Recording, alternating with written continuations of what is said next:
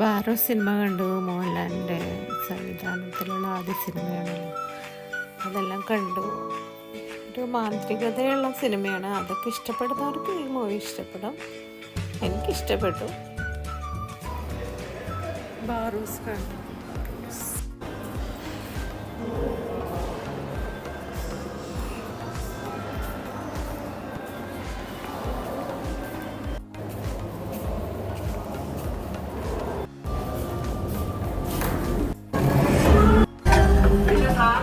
സമയത്ത്